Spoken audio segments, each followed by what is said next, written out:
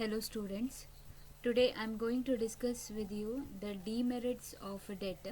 In the last recorded video I have explained you what is debt and what are the features of debt and what are the advantages of debt. Today what are the demerits of a debt? As you know, the debt is it gives a creditorship status wherein the company has to pay compulsory interest and principal amount after a specified period of time or on the maturity date. Now, debt yields many magical benefits to the industry through higher leverage. We have studied in the benefits as well as in the features. There are a lot of benefits from the debt. What is a benefit for the company for the company when there is a benefit of leverage and voting rights, managerial stability? All these benefits will be enjoyed by the company. Along with that, there are certain disadvantages also. Let us see the disadvantage of debt. First one is compulsory payment of interest. The interest is payable compulsorily even in the event of loss. What happens is, this is one of the features of debt. This becomes a demerits because when a company incurs a loss, if they are unable to pay the interest, the debt holder has a right to receive the interest, or they have the right to file a case against the company if they are not able to receive the interest from the company. That is why it is compulsory. When it is a profit, it's not a big problem for the company, they can pay off the interest. But in the event of loss, if they are unable to pay, the situation may come wherein the company has to liquidate. They can file a case against the company and make the company to repay their interest. So this becomes a demerit for the company when a company incurs a heavy loss. It is only add to the losses incurred. There were instances where the company raised debt in the initial period of setting up other industrial units and suffered continuous losses due to the interest payment in the subsequent years. Usually what happens is when a new company is started, when it is in a gestation period, just now started a new company wherein they may not they have to predict what would be the profit. They may not be able to earn the profit, or they may be incurring losses for many months or many years. So at that time it becomes difficult for the company to pay the interest.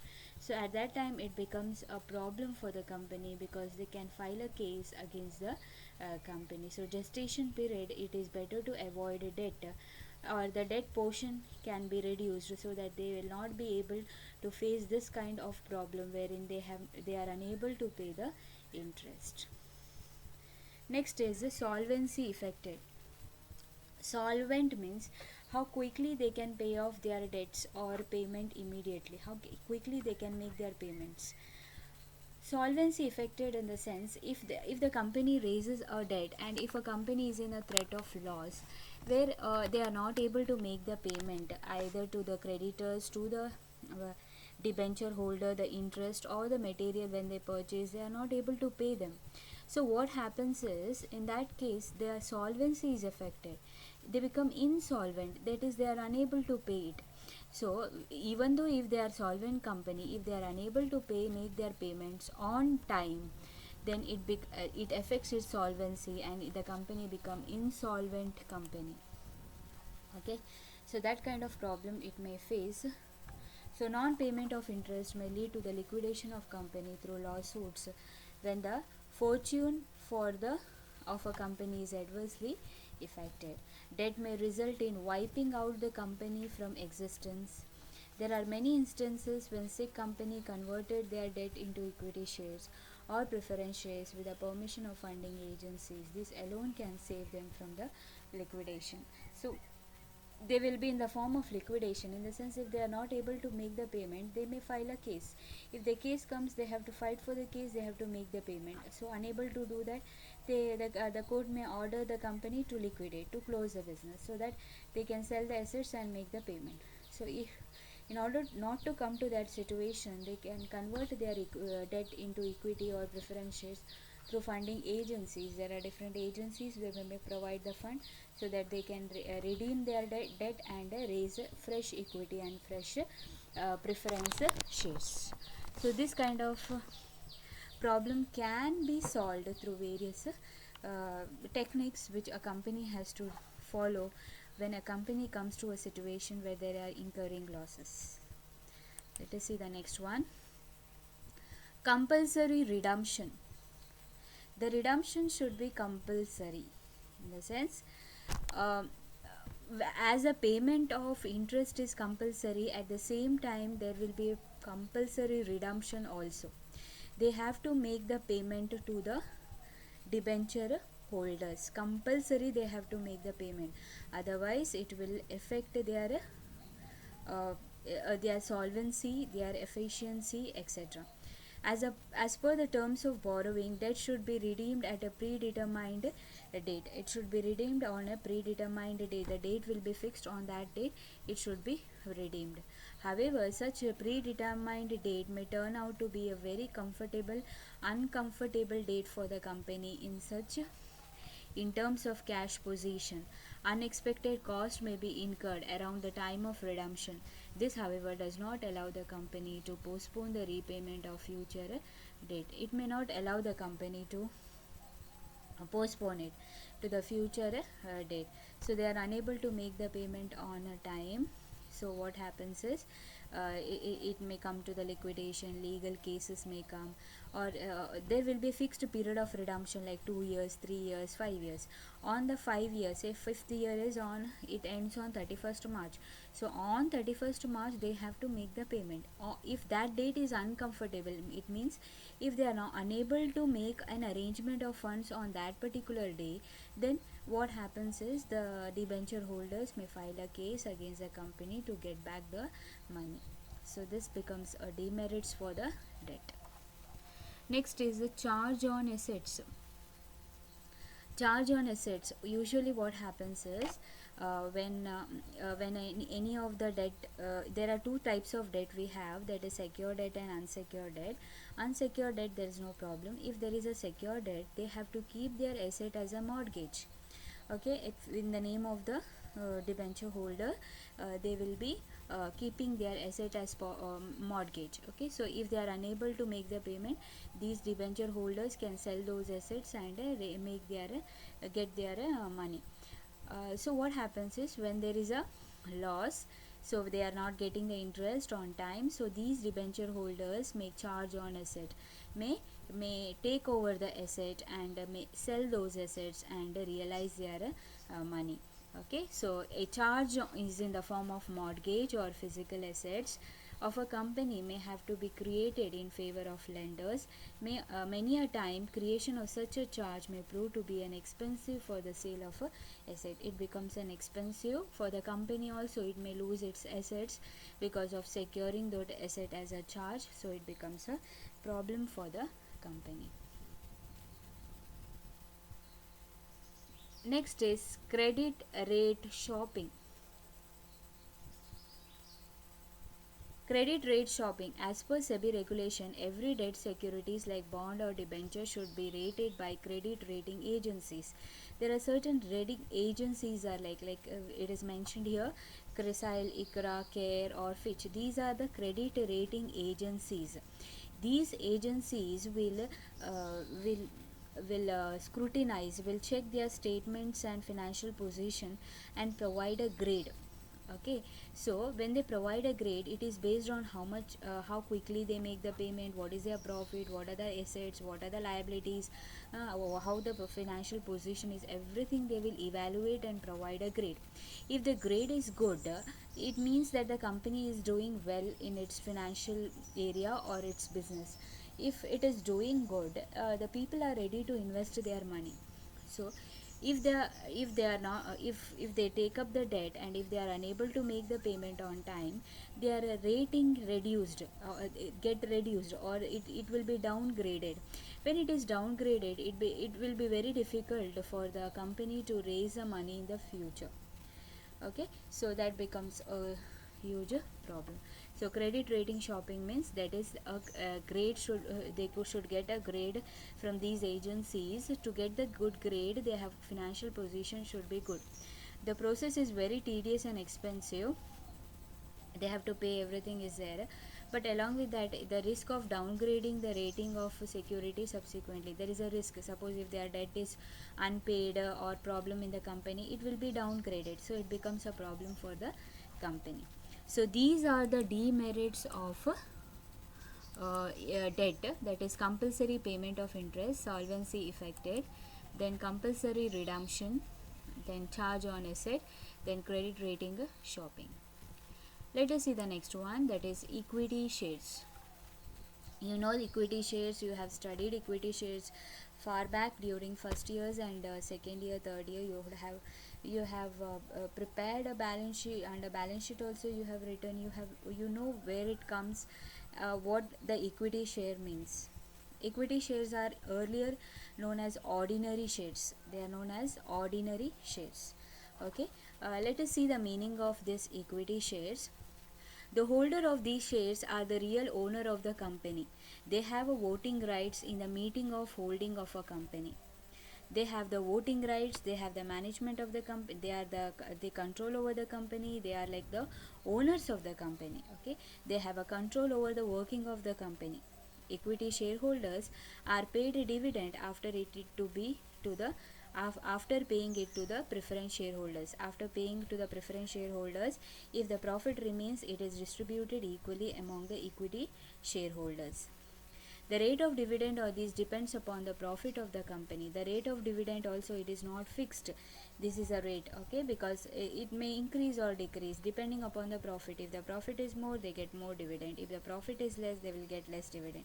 If there is no profit, there is no dividend. If there is a loss, they have to they have to bear the loss. So the equity shareholders are like the owners of the company. They have full control over the company. They may be paid a higher rate of dividend as, or they may not be getting anything. Yeah, that is a chance of, they may get higher or they may get nothing. These shareholders take more risk to compare to preference shareholders. These equity shareholders have more risk in the sense they get more right also. Risk in the sense, if they will not get the profit, they should be ready to bear the loss also. If they get profit, they'll be getting a high rate of profit compared to the preference shareholders. Okay, so this is a general meaning of equity shares. Equity shares are known as ordinary shares. They don't get a fixed rate of dividend, it depends upon the profit. They have the control over the company, they have voting rights, they take part in the management of the company, everything. But at the same time, it is also very risky in the sense they are ready to bear the risk of the company. Equity capital is paid after meeting all the claims, including the preference shareholders. They take risk both regarding dividend and return on capital. Equity share capital cannot be redeemed during the life of the company. Equity shareholders will be there till the life of the company. If they want to sell, they can sell, otherwise it will be there till the life of the company.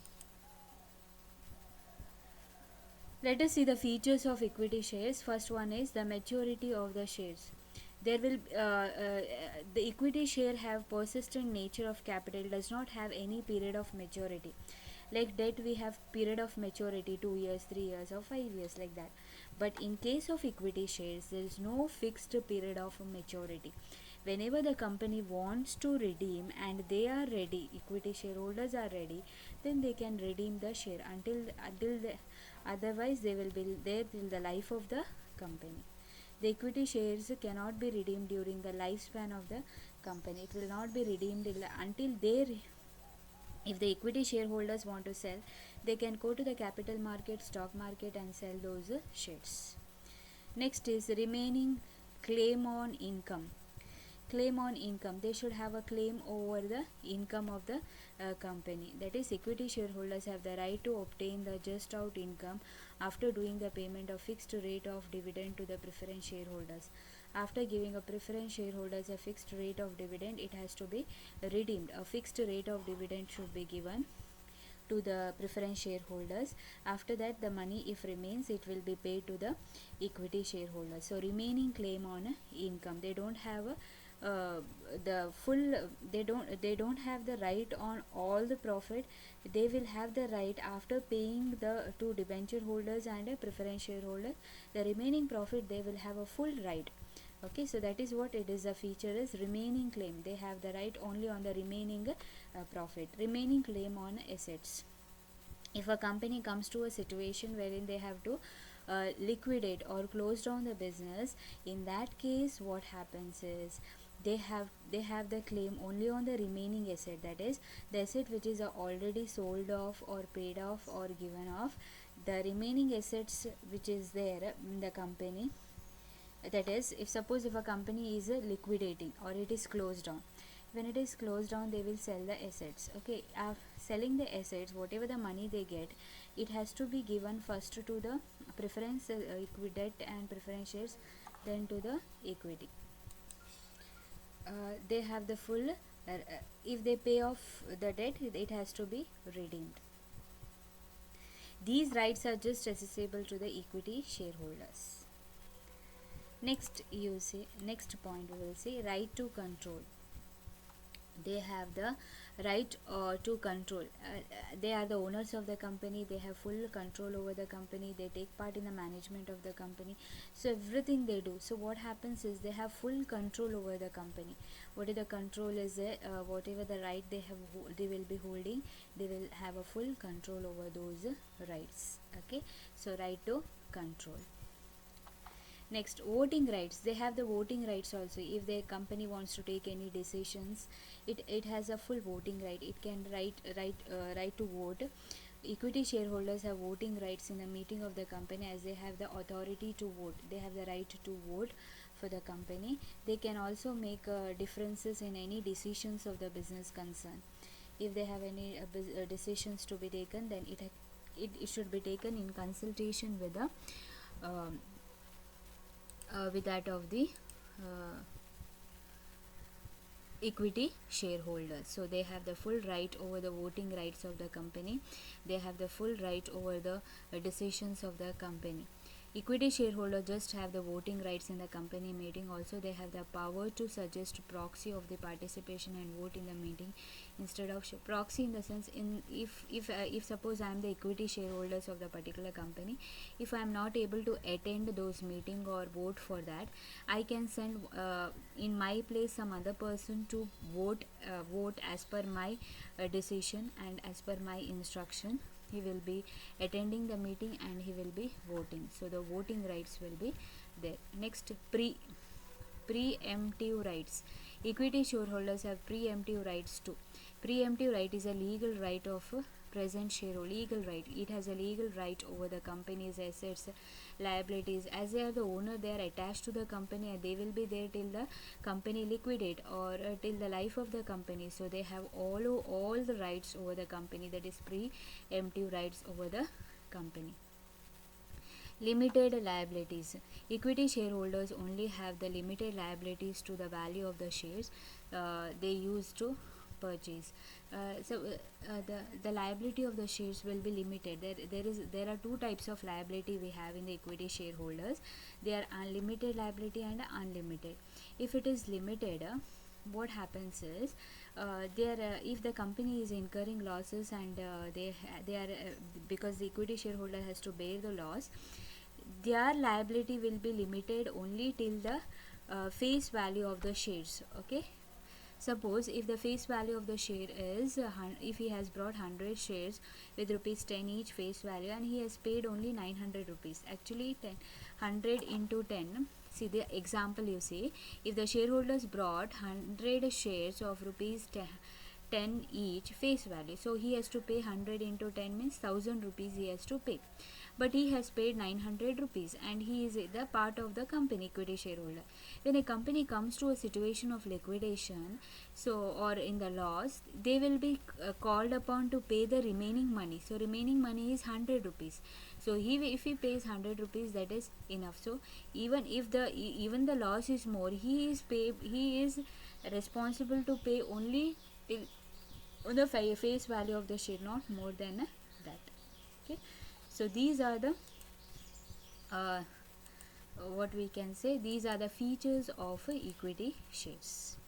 Let us see the demerits of equity shares. What are the advantage of equity shares? No fixed dividend, so they will not be getting any fixed dividend. They will get the dividend only after paying to the debt and preference shareholders. Their liability is limited. They will not get any rate or any extra, no fixed dividend. The rate will not be fixed. Charge over the asset, they have overcharge over the asset if there it is secured, or if it is not also. Equity shareholders have full right over the assets. They are like the owners of the company. Liabilities also, they have the responsibility to pay off. Even if the asset, they have full right repay. Equity shareholders did not have any fixed period of maturity. Okay, they will be there till the life of the company. So equity shareholders are persistent source of capital. The company has to pay the equity back while excluding the liquidation period. If they want to redeem before that, they can go to the capital market and sell those shares.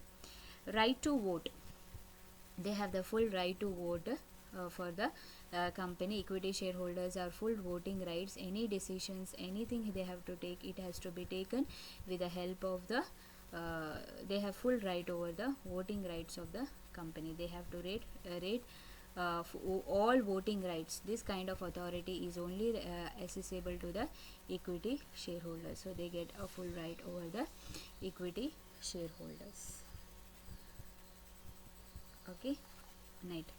Actual gainer, whenever the profits are earned, the equity shareholder becomes the actual gainer of profit in the form of interest, dividend, and realization in the value of the shares. They are the actual gainer. They will get full gain over the shares of the company. They are the gainer. They will get a right over the company. They are the actual user of the funds, so they are the gainer. Okay, actual gainer for the company.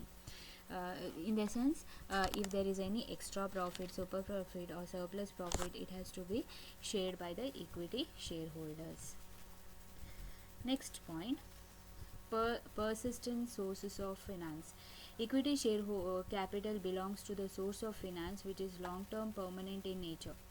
Therefore, it can be utilized for the long term or requirement of fixed capital of the business consistent. So it is a long term source of finance. It gives a long term source where the permanent nature of a business, the nature of the business is permanent. It is a long term source of a finance wherein they get a fixed capital of the business concern. Where the capital is a fixed, they get a long term, permanent in nature, because they will be there in the business for the long period of time till the life of the company. So the money they can utilize it for a longer period, for the purchase of asset, for the long term financing also they can use those money. So that is an advantage for the company. Less capital cost. Capital cost is one of the vital factor make a difference in the value of the firm. In case where the company is willing to increase its value, they have to utilize more share capital, that is less cost of capital as compared to the other source of finance. Less cost of capital in the sense, the rate of interest they are giving to the equity shareholders, it depends upon the profit of the company. When your cost of capital is less, the value of the company will be more. There's a calculation for that. You will be having in the next semester the calculation of value of the firm, wherein the KE is less, the company value will increase. Okay, so when the company is earning profit, they keep certain amount as reserves and remaining they distribute. So that becomes an advantage for the company. Retained earnings, in that is retained earnings, what I said you, what I have told you now. Reserves, they keep certain amount as a reserves, as a share capital. So in future if the company incurs or if there is a sudden need of money, they can use the reserves for the purpose and for the benefits of the company also. Okay, so retained earning will get benefit which is fewer cost of source of finance as compared to the other source of finance. It will give a extra benefit for the company. So these are the demerits and equity. These are the demerits of debentures, and then we studied today the equity shares, what are its features and what are the advantage of the equity shares. Okay, thank you.